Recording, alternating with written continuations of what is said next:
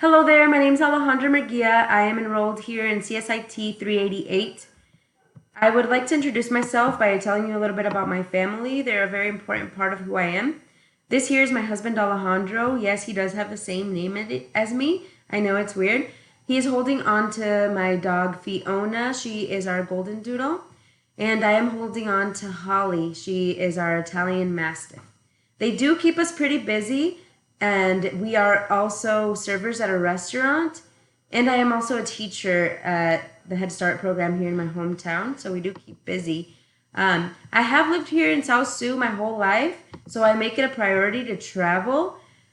And this picture was actually just taken last week. It is in Winnipeg, Canada.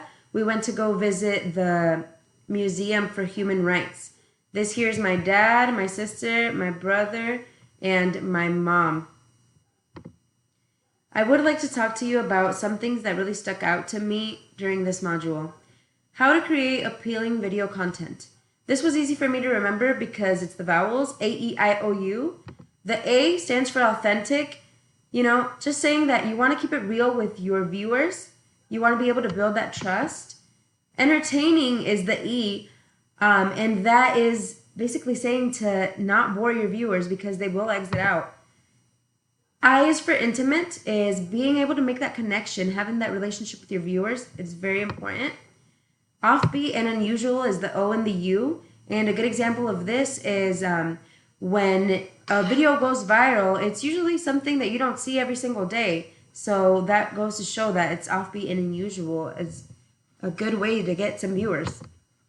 One thing that's really important right now, because people have access to their phones 24/7, is time. It's so easy to find something that you like, but then you realize that it's 30 minutes long and you don't want to watch it. So boom, boom, what do? You scroll on to the next.